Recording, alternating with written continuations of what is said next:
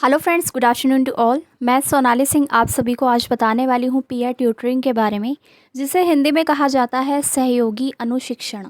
ठीक है, आपने ये टर्म कई जगह पढ़ा होगा, लेकिन आपको काफ़ी कन्फ्यूज़न रहती होगी। तो इस वीडियो को देखने के बाद आपको हर डाउट क्लियर हो जाएगा। बहुत ही ब्रीफ में समझाऊँगी, वीडियो को ज़्यादा लेंथी नहीं करूँगी।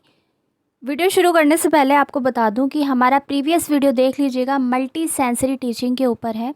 ठीक है, काफ़ी क्वेश्चंस बनते हैं, इसलिए मैं ये टॉपिक्स लेकर आ रही हूँ आपके लिए। CTET, DSSS, KVS सबके एग्ज़ाम के लिए इम्पॉर्टेंट है।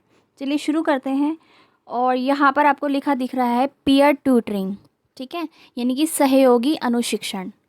तो सबसे पहले समझा देती हूँ आपको इसमें क्या होता है, फिर इसको रीड करना शुरू करेंगे तो आपको आसानी से समझ में आएगा। देखिए, पीयर ट्यूटरिंग में बच्चों को सहयोग किया जाता है। जो भी लर्नर है, सीखने वाला है, उसको सहयोग पहुँचाया जाता है।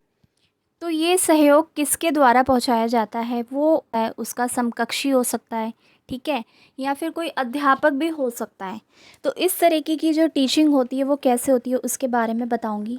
कितने प्रकार से दे सकते हैं बच्चों को ऐसा शिक्षण, ये भी बताऊंगी। तो चलिए फटाफट से रीड करना शुरू करते हैं। अब आपको जल्दी से समझ में आएगा जो भी लिखा है। तो अनुशिक्षण एक ऐसी प्रक्रिया है जिसमें एक से एक को शिक्षण या फिर अधिगम किया जाता है, यानी कि एक के द्वारा दूसरे को शिक्षित किया जाता है। यह प्रक्रिया विद्यालयों में समावेशी को प्रोत्साहित करती है, यानी कि इंक्लूसिव एजुकेशन को प्रमोट करती है।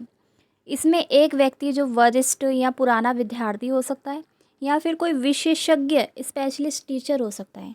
ठीक है, वो क्या करता है, वो अनुशिक्षक की भूमिका में होता है। अनुशिक्षक यानी सहयोगी की भूमिका में होता है। ठीक है, अधिगमकर्ता वह होता है जो निर्देशन ग्रहण करता है, और निर्देशन देने वाला कौन है? वह व्यक्ति जो कि वरिष्ठ है, या फिर पुराना विद्यार्थी है, या फिर कोई विशेषज्ञ अध्यापक है। ठीक है, वो है निर्देशन देने वाला।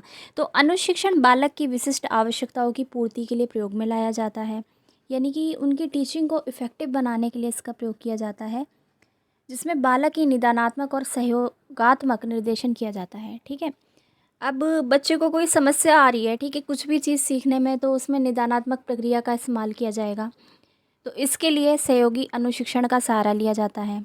तो सम्मिलित शिक्षा में सहयोगी शिक्षा सर्वाधिक प्रभावशाली प्रकार है। ठीक है, तो आपको समझ में आया। और ये कोई टीचर भी हो सकता है, कोई उसका स्टूडेंट भी हो सकता है, जो बच्चे को हेल्प करता है कुछ भी सीखने में, उसकी प्रॉब्लम को सॉल्व कराने में।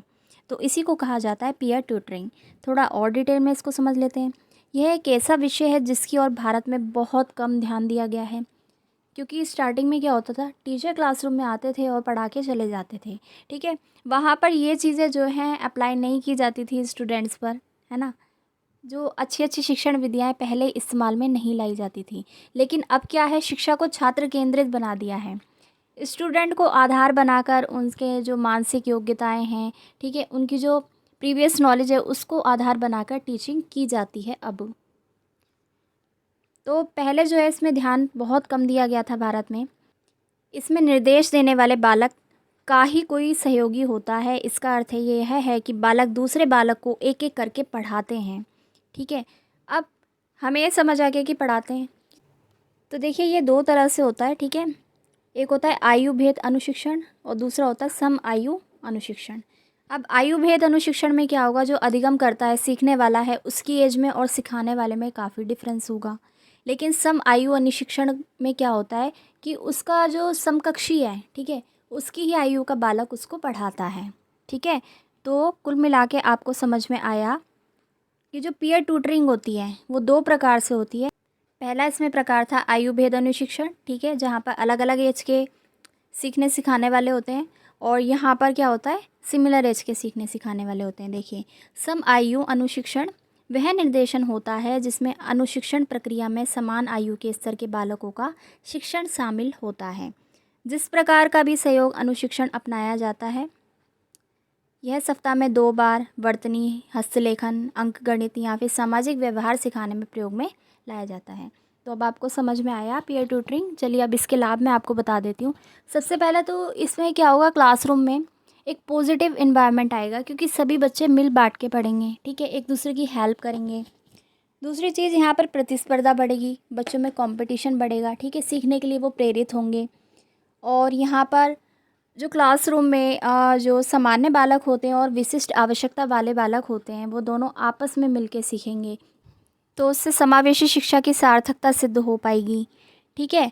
और इसमें जो है टीचर्स क्या करते हैं, कुछ भी पढ़ाने के लिए जब अपनी स्ट्रैटेजी बनाते हैं, लेसन प्लान बनाते हैं, तो उसको प्रयोग करना आसान होगा, क्योंकि वहाँ पर अनुशिक्षण की भूमिका बढ़ जाएगी। किसकी? पीयर ट्यूटरिंग की। इससे अध्यापक को भी काफ़ी हेल्प होगी, क्योंकि बच्चे बच्चों को पढ़ा रहे हैं आपस में, या फिर कोई टीचर पढ़ा रहा है बच्चों को, तो इससे जो टीचर को है काफ़ी हेल्प होती है, और जो लर्निंग होती है वो लॉन्ग लास्टिंग होती है और बहुत ही इफ़ेक्टिव होती है। तो ये था पीयर ट्यूटरिंग पे मेरा छोटा सा वीडियो। अगर आपको इन्फॉर्मेशन पसंद आई हो और ऐसे ही टॉपिक्स पर आप वीडियोस चाहते हो, तो मेरे चैनल एसएससी स्टडी को सब्सक्राइब कर लीजिए, और आप चाहें तो हमारे दूसरे चैनल बीएड टॉपर्स को भी सब्सक्राइब कर सकते हैं, अगर आप बीएड के स्टूडेंट हैं तो, या फिर एंट्रेंस देने वाले हैं तो। ठीक है। मैं सोनाली सिंह मिलती हूँ अगली वीडियो में। तब तक अपना ख्याल रखिए। आने वाले सीटेट और बाकी एग्ज़ाम से रिलेटेड जो भी अपडेट होगी मैं आप तक पहुँचाती रहूँगी, तो तैयारी कीजिए। Thanks for watching.